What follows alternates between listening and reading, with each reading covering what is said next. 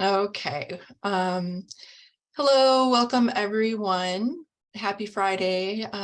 Welcome to I-CBT Fridays. We are a group of clinicians who are learning I-CBT together and come together every Friday to share and discuss about I-CBT and with each other and with clinicians all over the world. So my name is Hosbrough, and I'm one of the co-facilitators along with Margaret McCall and Sylvie Levine, neither of whom could be here today. And we're currently doing panel discussions focused on using each of the I-CBT modules with clients.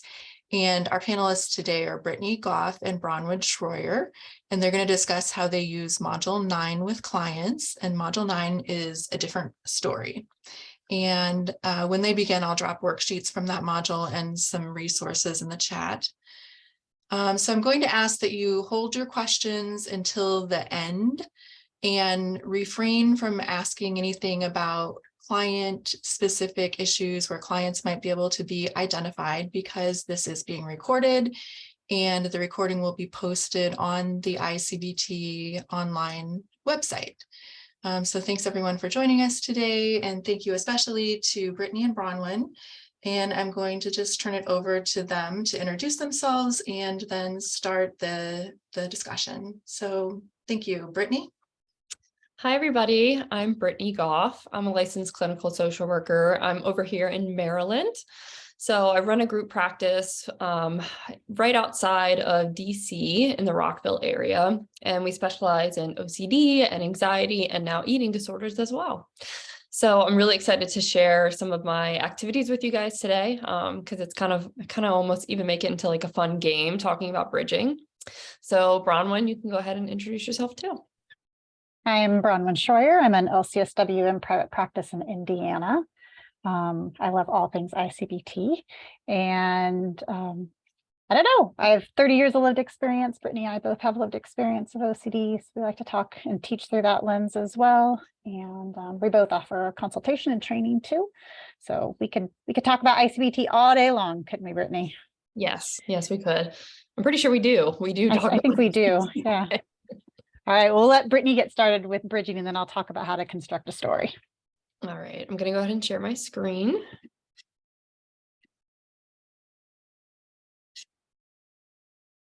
Okay. So I kind of make this into a little game. So although bridging is introduced in the alternative story, I actually bring this in much earlier. I bring this in around module 3, right after the obsessional story. It just fits really well, but you guys can do it any way that you want. I like teaching in the beginning as well, because you're going to constantly see your clients doing this. And it's nice to kind of point out to them, hey, it sounds like you're doing that bridging thing right now that we talked about. So let's go ahead and get started. Let me minimize. Okay, so in this game, you need to connect two statements by bridging statements to make them seem logically linked. Our minds are always storytelling by making connections of what we see in the world. And when we experience uncertainty, our brains will try and fill in the gaps. So what makes the link between the apparent unrelated sentences is the story, which literally fills up or bridges the gap between them. The richer and the more detailed the bridge, the stronger the link seems. So we're going to be taking two totally irrelevant statements, and we're going to make them relevant. And the way that we're going to do that is by creating a story. So some of the examples from the manual, the cat jumped out of the window. I'm going to bridge that with Tom ordered a third beer. So in order to make them relevant, that story might sound like the cat jumped out of the window and ran along the street into the pub. He jumped up on the table and knocked over Tom's second beer, so Tom ordered a third beer.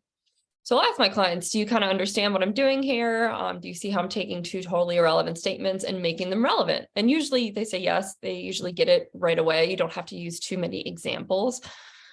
However, another example from the manual is the snowman only had half a nose. And now I'm going to bridge that with Johnny caught a cold. So that might sound like the snowman only had half a nose because the carrot had been broken in half And Johnny felt so sorry that he ran all the way to the grocery store to buy another carrot without his coat on. It was a bitter cold day and Johnny caught a cold. So now I'll ask them, okay, it's your turn. I want you to bridge these two totally relevant statements together and make them relevant. And I just had in Tom hurt his left knee, and I want them to bridge that with the dog threw up all over the carpet.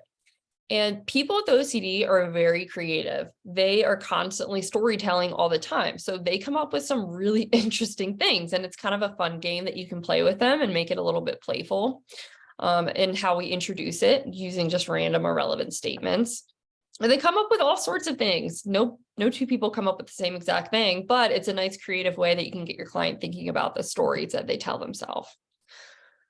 So in the I-CBT workbook, there is a section on bridging, and it's in the alternative story. So in the workbook, we go in order from the manual. So you will find this in the alternative story, and there's just a bunch of totally irrelevant statements. Honestly, I just thought of like whatever came to mind, and I put some different examples.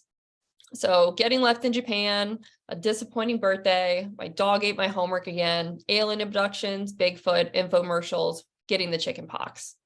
On the other hand, some other totally irrelevant statements is the local police getting involved, leaving all your groceries on the roof, pickles, George W. Bush, forgetting to put your clothes in the dryer, time travel, and forgetting to pay taxes. So you will find on the next page is the first one, we have an example. So I'm going to bridge infomercials with leaving the groceries on the roof. So I stayed home from work today because I wasn't feeling well. Not much was on TV except for infomercials. I saw this really cool food peeler that I knew I saw at the store previously, so I went to the grocery store to get it. When I was there, I did some other shopping. I got a pretty urgent call from my wife, so I left in a hurry. I mistakenly left the groceries on the roof of the car and drove off. I was in such a rush.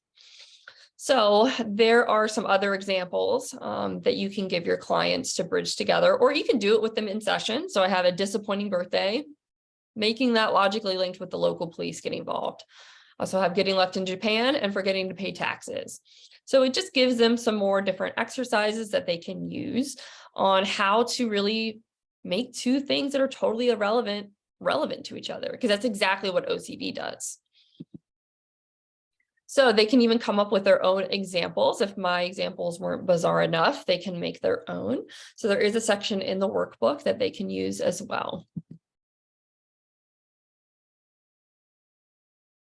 So after they start to really get the concept of bridging two totally irrelevant statements, we explain that, well, OCD does the same exact thing. It'll link a certain perception with a doubt.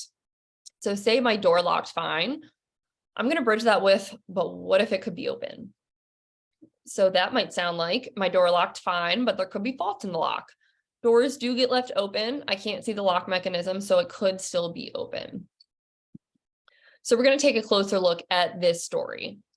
So do you remember from one of the earlier modules, module 2, the reasonings, the logical reasonings behind why people have obsessive doubt? It's those facts, rules, hearsay, personal experience, and possibility. So we want to refer to one of the earlier modules to get them thinking about some of those reasonings. And if we take a look at this story, well, guess what? It's completely full of them. So the door locked fine, that is a fact, but there could be fault in the lock. That's a possibility. Doors do get left open, that is a fact, and maybe I had the personal experience of leaving a door open before. I can't see the lock mechanism, so it could still be open, which is a possibility. So as you can see, this story is full of all those reasonings that they've gathered throughout their life, and now they're kind of taking those reasonings and bridging them together to then create an obsessional story. So another example, I finished washing my hands after using the restroom. I'm going to bridge that with the doubt of, what if they're still dirty and I get sick? So I finished washing my hands after using the restroom. Remember that time you got sick after using the restroom and you were hospitalized for weeks? Germs do exist, and we're supposed to wash our hands for at least 30 seconds. I could have missed a couple spots. What if I did and they're still dirty and I get sick? So again, taking a closer look at this story, referring back to those facts, rules, hearsay, personal experience, and possibility. It's full of them. So I finished washing my hands after using the restroom. That is a fact. Remember that time you got sick after using a restroom and you were hospitalized for weeks? Well, that's a personal experience that I'm going to remember and I'm going to hang on to. Germs do exist, another logical fact, and we're supposed to wash our hands for at least 30 seconds. That is a rule we're supposed to be following.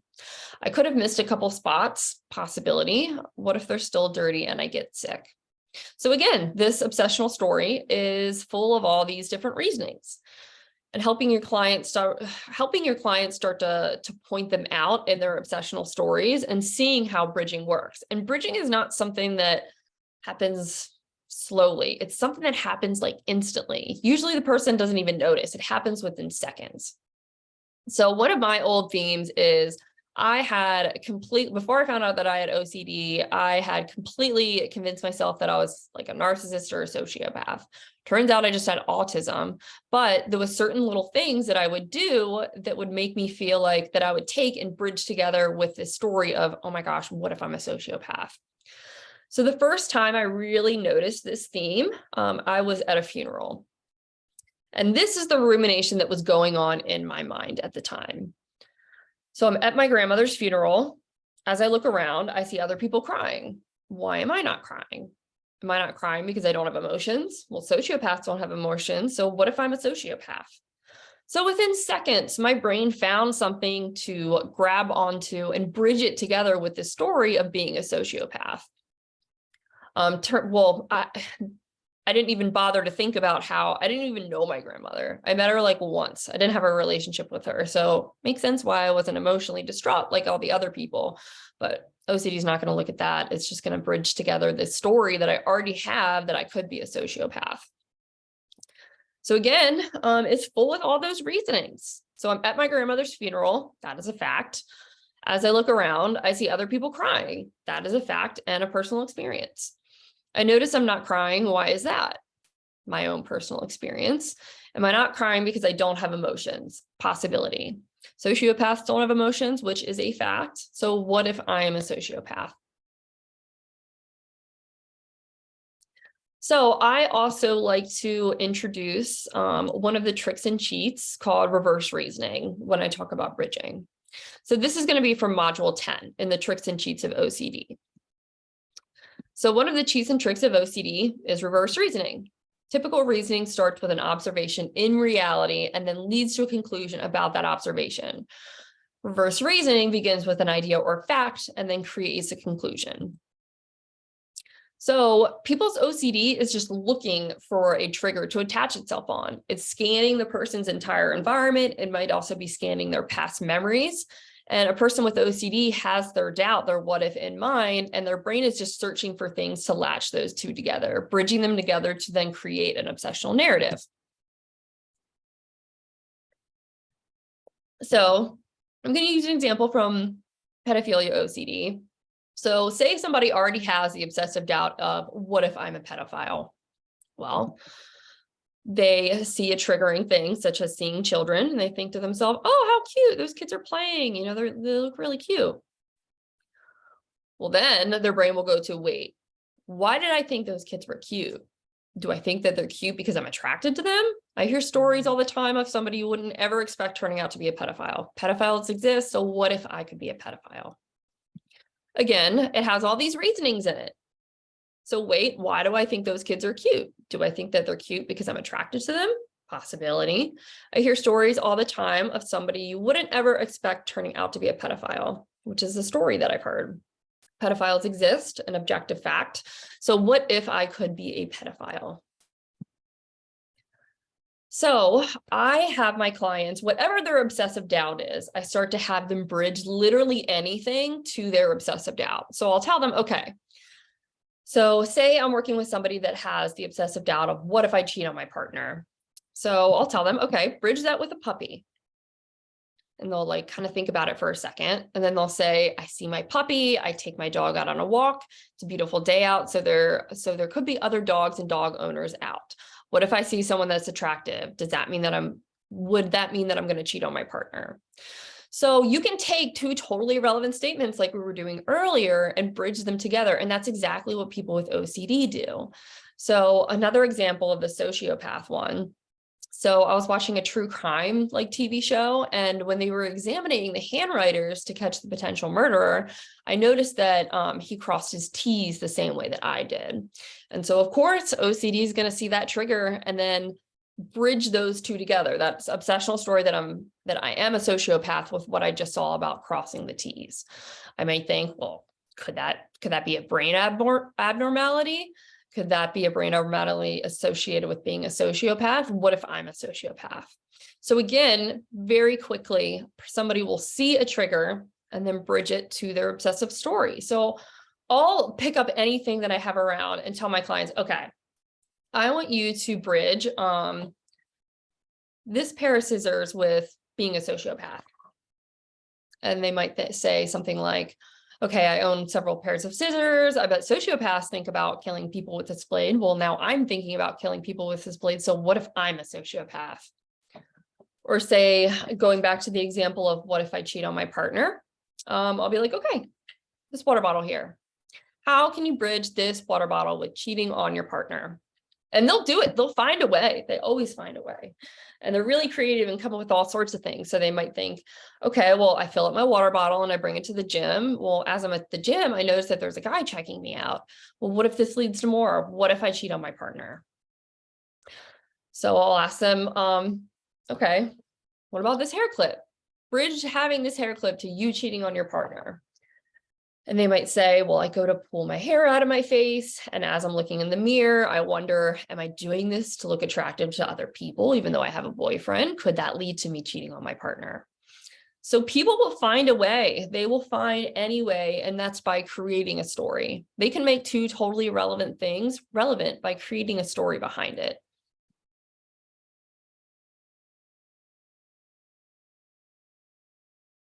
So based on what your OCD doubt is, your brain is just scanning your environment, looking for a way to make that trigger relevant to the OCD doubt.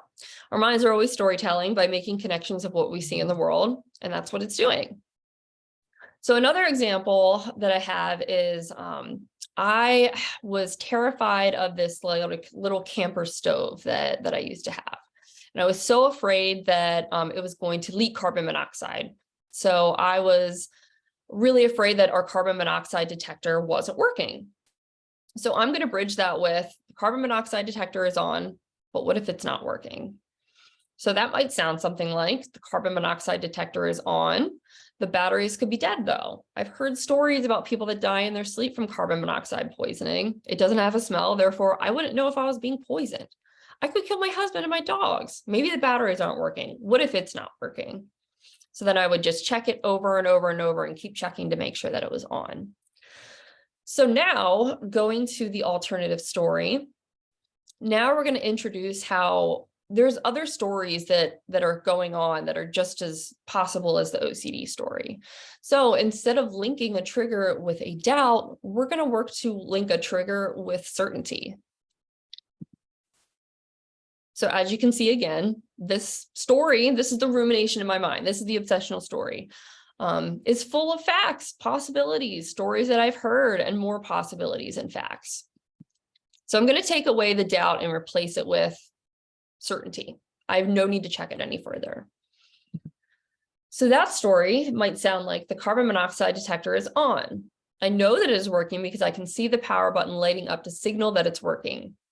I see and I hear that it is on. I trust my senses to tell me that it's working. I have no need to check it any further. So what we're doing is we're using bridging. We're just teaching clients to use it in a different way. So oftentimes I will have their original obsessional story, and then I'll put it side by side next to the alternative story. And I know Brownwyn's going to talk a lot more about how to construct an alternative story, but we're using bridging, typically just in a different way. And that is all. Okay.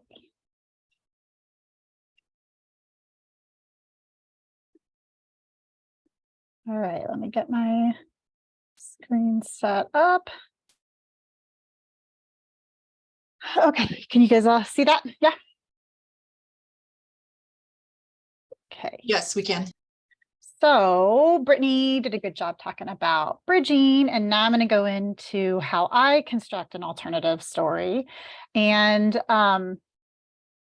bridging is definitely going to come into play. So all of that information is definitely going to get used here too. We're going to go in more depth to what I'm putting in there in bridging. And the way I do this is built upon Henny Visser's work when she came to speak to us as an I-CBT community a few months ago. I was intrigued by the way she portrayed alternative stories and decided to play around with her suggestions.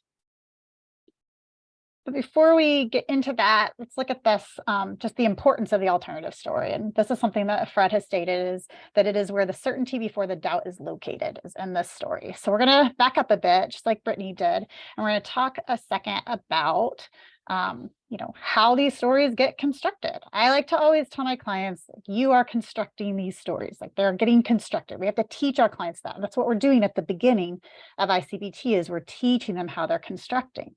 And as we do that, then we're going to start to shift their language. So at the beginning, when I'm starting I-CBT with a client, I'm talking about OCD maybe more externalized from who they are. So your OCD is doing this, or they'll say my OCD does that. But as we get further and further into the modules, and certainly by the time we're getting into the alternative story, I'm switching that language. I'm no longer talking about that as an outside thing. We're starting to really put them into that process, because they have to start their language as they are constructing these stories. They are doubting what they already know. They are relying on an imagined possibility. And when we do that, then once we've taught them how OCD is constructed, it's time to help them teach them how they can take it apart. And if you start to change your language so that they know that they're constructing the stories, then they're going to have the agency to want to take it apart. So back in module 3, as Brittany was talking about, you helped your client find and capture OCD's voice. And this obsessional story is fluid and first person and has many details. And we can think of the obsessional story as OCD stories, but more specifically, it's the story that your client is constructing as part of the inferential confusion process. It isn't a story coming from outside of themselves. There isn't a thing inside them feeding these stories. They are doing the constructing. And so this really is a false narrative that people with OCD construct to support a possibility that has zero evidence to support it. So despite this story coming from within and without direct evidence to support it in reality, it feels very, very real.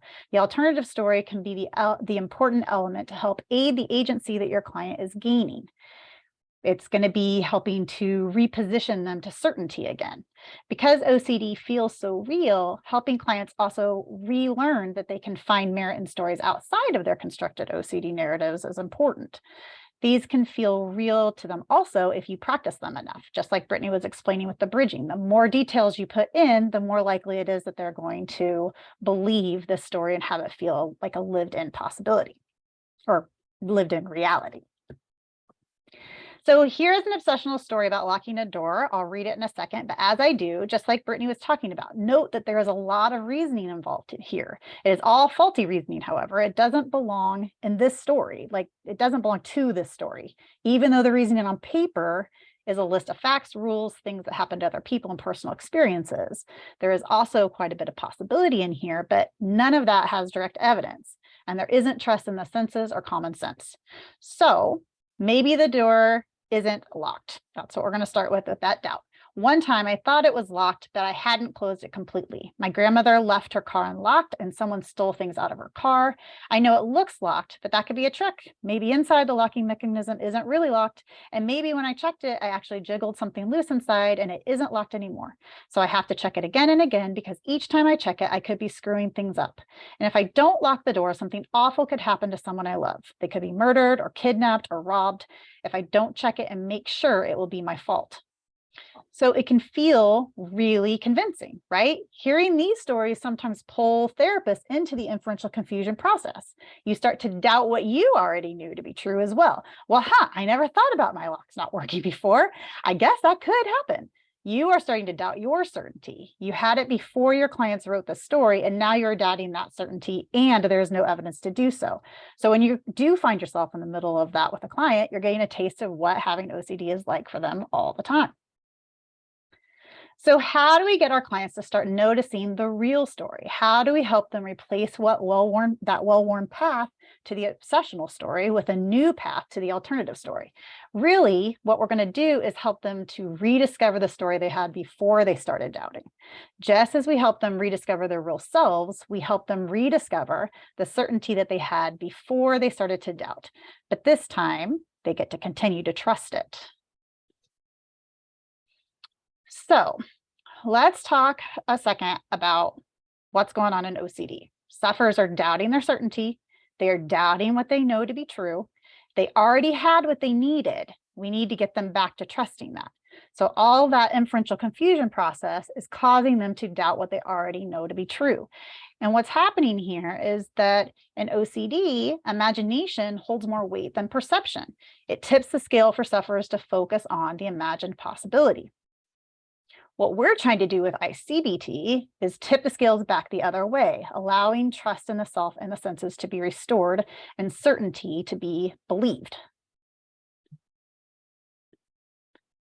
People are often confused by the different stories within I-CBT, so I just wanted to briefly go over these. In Module 3, you're doing 2 of them. The obsessional story captures OCD's voice.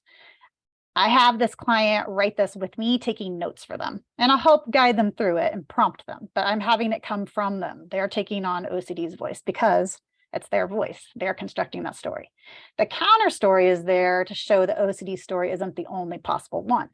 This is usually written by me at that stage in treatment in Module 3. I'm just giving them a more realistic version of what could also be possible. And I base it in reality counter to the OCD story they supplied. Clients may not believe it at all at this point, and that's okay. They don't have to believe it, but it's great if they can notice that another story is possible. Then we shift into the alternative story. And this is where we flesh out a story with our clients that returns them to life before they started doubting. So the inferential confusion has started to have cracks in it at this point, and writing the story can help widen those cracks further as we help guide clients to retrieve the certainty they had before. And the last type of story that I add in with clients is this OCD-free story. You can use this to show that there's a larger world than the OCD may have allowed clients to see. And as they gain in the skills to deconstruct the inferential confusion process, they can see just how much more life there is outside of their OCD instead of inside of it. So you can add something like this in as you get through the modules to help reinforce reality on a larger scale where they aren't even having to think about trusting their senses. They're just doing it. That's the whole point of I-CBT. We teach them how to break down this process. We give them knowledge on how they're being tricked by the process they're actively doing. And then, as Fred likes to say, doing follows the knowing. So I start with something concrete. This is what Henny Visser suggested when she came to talk to us too. And I find it to be actually pretty brilliant. I start with the opposite of the obsessional doubt. And this is starting the client back before they doubted. So that's what Henny was getting to. When you do the opposite of the doubt, it's actually the certainty they had before they started doubting. So this is just that return to certainty before they doubted their reality. And if you had the doubt, maybe the door isn't locked, that thought is coming after somebody already had certainty. They had all the information they already needed. So let's have them notice that again. This is what we're going to do with these stories, is have them notice their reality. So we take that and help our clients start their alternative stories with the door is locked. We are capturing the moment before doubt comes into play. And then with bridging, this is what I have found works for me as I'm teaching it. So I found that it's good to end with the client going on with whatever is next in their life, because ultimately there shouldn't be a story here. It should be like just I'm doing this object or I'm doing this thing and I'm moving on. So no, there's not a story really to get caught up in anyway, in like reality. It only turns into a huge story because we have all this inferential confusion happening. So if the client knows, for instance, the triggering situation usually has a specific event they do after it, then I'm going to have them bridge to that event. So in this case, as we work through this example, let's just assume that this person locks the door and then what they do next is they go about relaxing for the evening. So that's what we're going to try to bridge to here. So we're going to start our stories by giving them back the certainty they had before they doubted it, and ending with the situation not needing any more attention than any other event in their life. We all spend our days going from one event to another, trusting our senses, our common sense, and who we are, like the whole time. So those of you without OCD probably don't realize just how much you are trusting yourselves all day long. You don't think about it. You have certainty that you never thought to question. For those of us with lived experience of OCD, it's quite a light bulb moment to learn that the inferential confusion process can trick us as much as it does. We have to recommit to trusting ourselves in these particular circumstances. So now that we have the beginning of the story and we know where we're trying to get to, we're going to use that bridging technique that Brittany was talking about. In the middle, we're going to add in sense details that are based in reality. Clients might say that it's going to be impossible to make a story that will start with them being sure about the opposite of the doubt and ending in them trusting their reality enough to go about their life. But if you've played the bridging game with them, they know we can create a story out of any 2 points and make it seem realistic. And it's okay to point out that there was certainty before the inferential confusion got involved. They did used to believe their certainty in these moments. They just never thought about it. So we could have the door is locked. I hear the lock click. I see it turn. I feel my hand move the lock into place. I add these to help slow down the process a bit and have the client actually take in what is truly happening. Often in my own OCD, my mind would be racing and I truly wouldn't remember what my senses were telling me because I was already in the bubble, already wound up in the inferential confusion, or I was rushing about my day and not paying attention. And OCD would catch on to that. So we don't want our clients to overuse their senses. We want them to use them as they would use them in non-OCD situations. But we also want them to be aware of what their senses are telling them as they recommit to trusting themselves. So while writing this story, have your clients slow down to notice what their senses would be telling them. Selectivity of doubt is helping a client see that they don't doubt in certain situations that are similar to areas where they do. So doing this helps point out the arbitrary nature of doubt.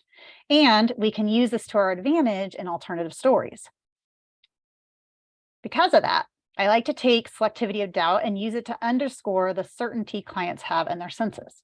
So I help them identify similar situations to the triggering OCD situation in which they do trust their senses. So we're going to look for places where they do trust their senses. This is also something that comes from Henny Visser, and I believe is yet again another little brilliant addition to this work. So what does that look like? The door is locked. I hear the lock click. I see it turn. I feel my hand move the lock into place.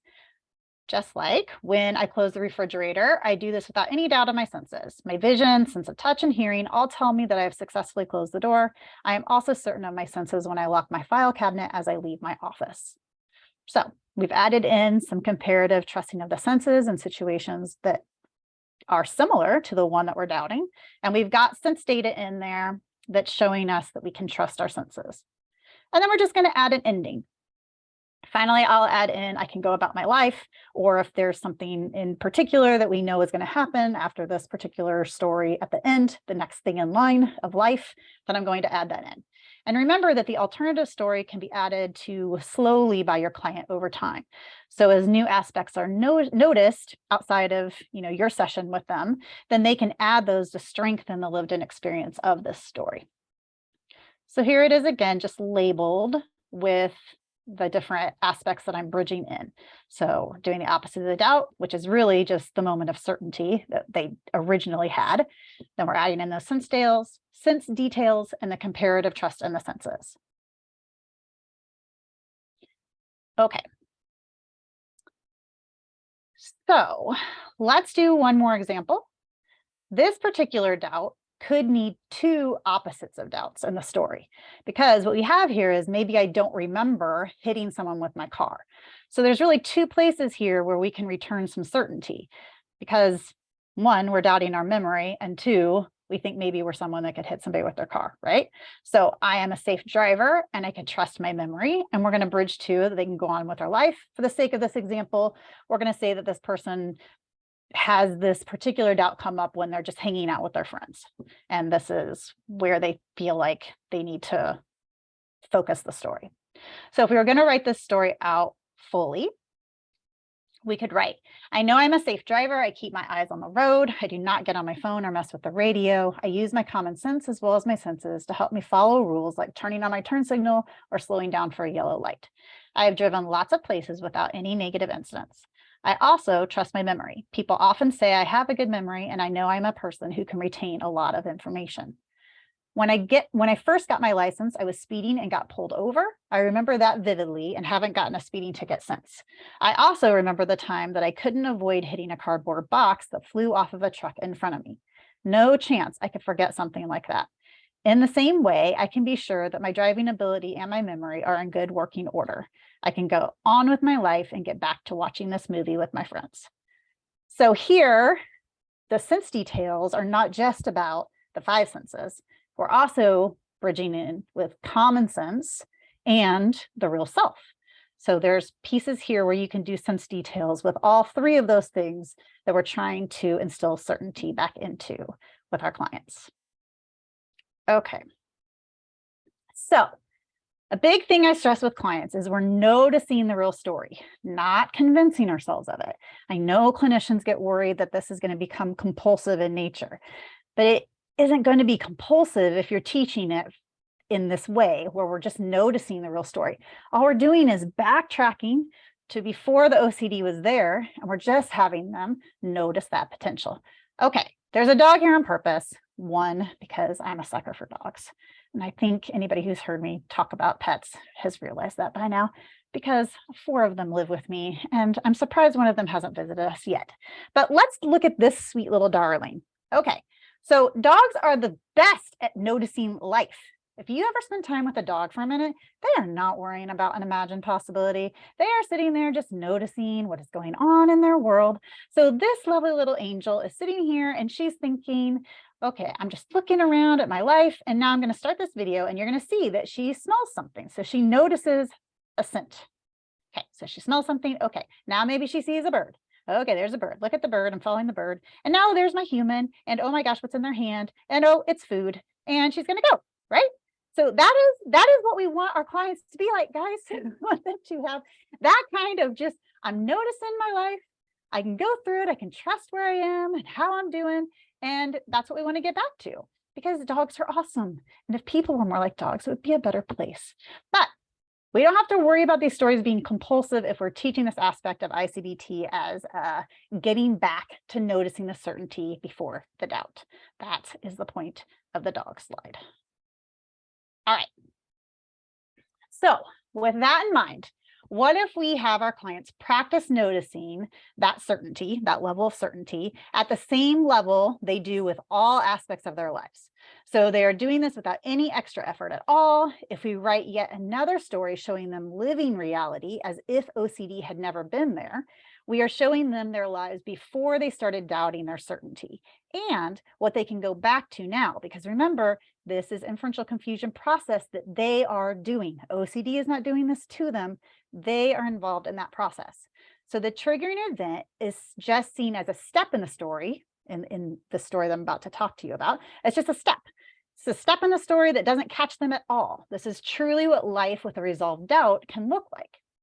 And to do this, I think it helps to expand outward. It allows the story to come more into focus, and we widen the frame of the story to include before the trigger and after the trigger. So as Mike Hetty says, we need to help our clients saturate themselves in reality. This is one of my favorite I-CBT quotes from one of my favorite I-CBT mentors. If we do this, we get them back to reality completely. They'll be trusting their senses, their real self, their common sense in all areas of their lives. If they're saturated in reality, the obsessional story doesn't have space. And because we are helping them return to trusting in their senses as they do across all aspects of their lives, they will be doing this without effort. So that is a key part, is we want them to be able to do this the way they do it in all other aspects of their lives. So here is what I mean by this type of story. So here's an example based on the door locking story from earlier, but notice that I don't start with the doubt or even the opposite of the doubt. I don't start with the triggering situation at all. I'm widening my lens, zooming out so that the triggering event is a small portion of a larger story and gets no extra attention. We are just trusting that the certainty is there. So let's listen to the story. It's time to go to sleep. I charge my phone and remember to leave out some things I need for work tomorrow so I don't forget them. I pet my dog. Oh, look, a dog showed up in another story, and tell her it's time for bed. She trots back to the bedroom without me. I think she's more tired than I am. I lock the door and remember that I have a great mystery to read next to my bed. I turn off the lights in the house and head to my bedroom where my dog is already taking up most of the room. She's adorable, but I have her scoot over a bit and climb in. The covers are cold to the touch, but I know they will warm up soon. I pick up my book and get into my comfortable position and prepare to lose myself in the story until I am sleepy, knowing that if the mystery gets too intense, I can simply close the book and come back into my real life. So this is a story that somebody without OCD would say. This is what they would tell if you ask them, hey, what's like your nighttime routine? This is what they would say, right? That's what we want our clients to get back to. We want them to get back to a story like this, where that whole inferential confusion process doesn't hook them. It's just certainty the whole time and trusting themselves, their senses, and their common sense. So I'm going to leave us with a quote from Fred. The alternative story is the one we all have in terms of it being based on the senses. To deprive those with OCD from it is the same as saying they need to tolerate uncertainty, whereas others do not. So that is it for me. Thank you so much, Brittany and Brownwyn. That was really amazing information from both of you. I cannot wait to share that on the website as well. Is it okay if we invite the rest of the participants to comment or ask questions? Sure. Yes, so please, anyone that would like, you can use your reaction to raise your hand and we'll call on you, or if you can't figure out how to do that, just wait till a pause in the conversation and jump in. What questions or comments do we have?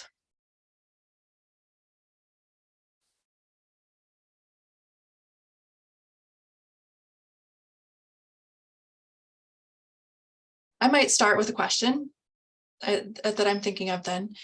Let me think of what it is exactly. I guess there's part in the manual that, if I'm remembering correctly, talks about having the clients kind of start their story and then gradually add to it day by day. And I'm wondering if you can share a bit about how much you might do of this in session. I assume what you just did, but then how do you encourage them to still add more pieces into the story, or if you have any ways that to help me understand how that part of it goes. Yeah, I do what I just did with you all, and then they take that story and just as they're going about things that are at least similar, maybe that that doubt starts to come up and they start to actually notice what reality is. If they notice something new that wasn't in the story before, then they're going to add that in. Does that make sense, Mary? Yes. Okay. And so, then once they're using more reality sensing and once they're kind of get the hang of it, they should be able to really add quite a lot of stuff in, I would think. Right. Yeah. So you would encourage them just to continue writing this down each day and bring it back to session. They can just keep writing it. And I mean, some clients are going to be different. They may not choose to actually write it. They just may notice it. And that's really, I mean, the act of writing it is the noticing. So if they, you get those clients that don't want to write, okay, fine. But I mean, it's helpful when they do. It solidifies learning. But as long as they're noticing and they're adding to that narrative, I think it's helpful. But it is helpful for it to be written so they can read it at times where they aren't triggered. Because we really want them to soak that in. We want to saturate them, as Mike says. So if they can write it, I think it's best. That was my next question then, like kind of next steps is to then rehearse the story. Is that correct? Yep. And rehearse it when they're not in the bubble. Not in the bubble, and you're going to rehearse it at that time. Right. Okay. Okay. I'm wondering about if anyone else has any questions or comments about the alternative story.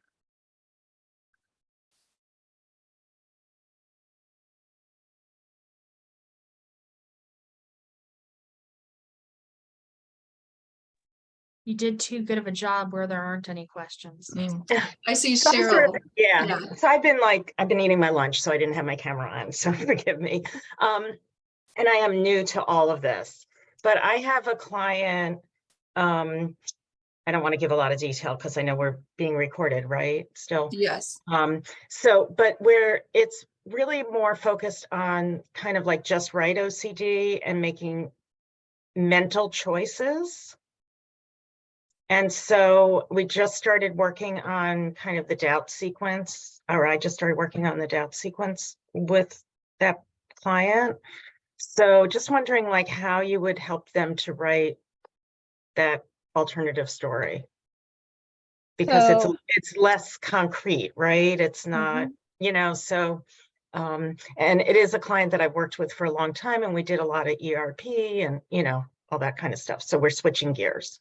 Okay, Both so how her and me. how far have you captured the obsessional story yet? We're working on that now. So we Okay. just started doing some, and it really was slow. So I Sure. spent a little bit of last session and all of this session that I just did with that person. I felt like we still didn't get the whole story.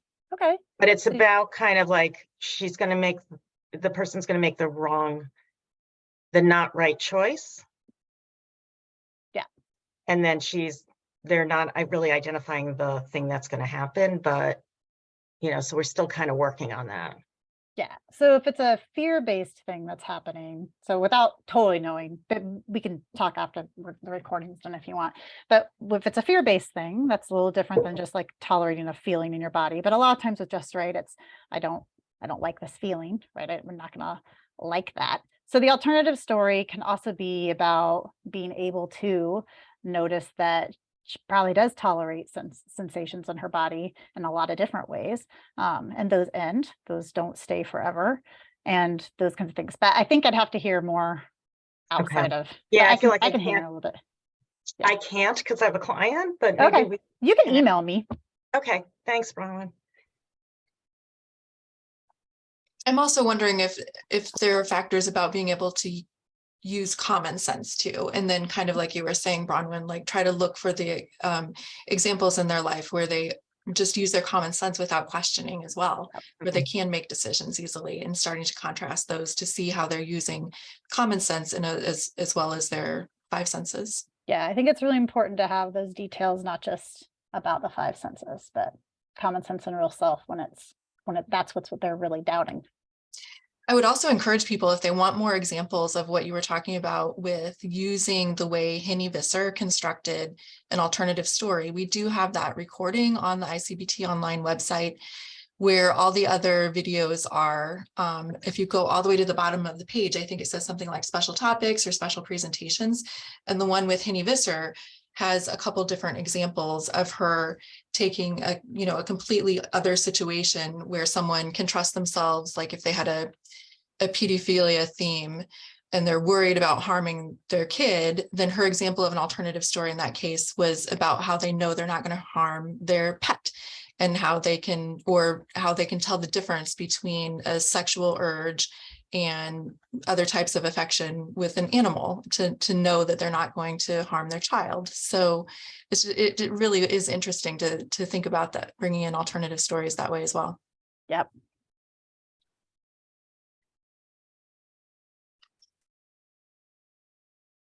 There are a lot of comments thanking you very much. Wonderful presentations. And there are a couple more questions I see in the chat. How do you respond to people who wonder if the alternative story is reassurance? Brittany, do you want to take one? I've been talking this whole time. I'm happy to take it if you're busy over there. You can go ahead and take this one. I'll take that. Okay. So this is a common question about the alternative story, is this reassurance? And so you have to remember that we're not reassuring them about them doubting. What we're doing is we're teaching them something that they need to know. We're not reassuring them, we're bringing them back to certainty that they had before they started doubting. So this isn't a reassurance of the OCD. This is one of my cats is going to show up. This is a bringing them back to what they need to be doing. So we're giving them back what they actually should be doing in their world by practicing the alternative story. It's something that they need to have because we're teaching them that they can redirect themselves back to that certainty. So it's not reassuring the doubt. It's actually taking apart that process.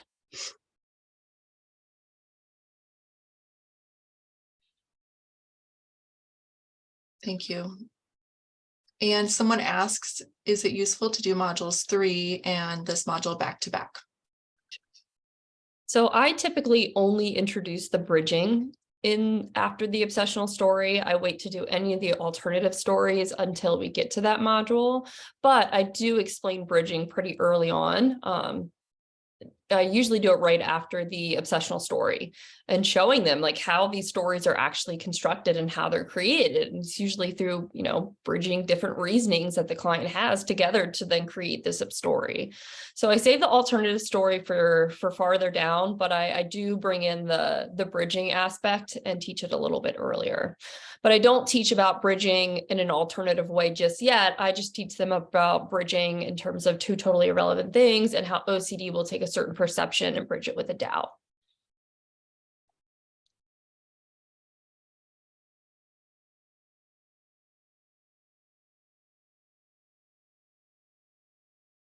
Wondering if there's any other questions or comments. And Carl is putting a comment in the chat. I don't want to put him on the spot. I was getting ready to ask if he wanted to unmute to respond to the question about reassurance. Carl, do you want to unmute and add a little bit to this, or would you like for me to read your comment you dropped in the chat? Okay. Carl adds, if a cognitive intervention is comforting or reassuring, that does not inherently make it a compulsion or a safety behavior, i.e., it's a consequence of living in reality. I think this is a really good topic for a lot of us to consider, and especially those of us that came from an ERP background. And I have also heard Fred mention that a lot of times therapists have inferential confusion about when it comes to what is reassurance and what is reality. So just stopping to examine that within ourselves can be really, really useful as well.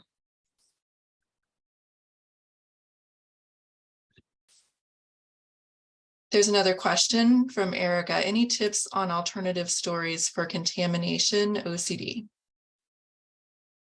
So it depends on where the, like, where's the certainty, like, where did they lose that?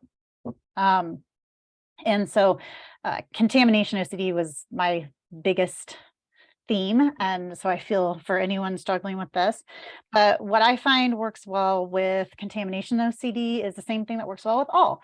You're just trying to get them to come back to the certainty they had before. So if they, and I get it, germs are invisible and they are on all surfaces. And again, we're not going to dispute that. That's not the goal here. It's not the, we're not trying to convince ourselves of reality. We're just noticing it. But if you're in your house and no one is sick, then what does your common sense tell you about that? So my hands are clean because I am in my home and like nobody here is sick. I can turn on the sink and it's fine. There's no data here that shows me that I need to worry about touching these surfaces, right? So you can still pull in on common sense quite a bit with contamination OCD, just as you can with your five senses. And if you're out and about, we still don't have, you can still pull back to, there's still not a reason to believe that things are contaminated. There's not direct evidence there that shows that there are for certain dangerous germs on the surface, that they are viable, that there is enough of them to get you sick. All of those pieces are there too. We just doubt it when we have contamination OCD.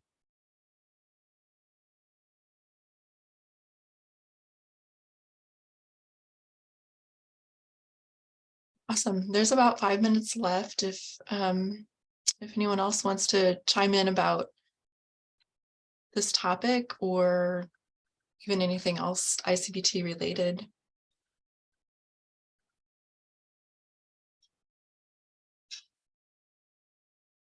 I am going to go ahead and stop the recording and then we'll still hang out.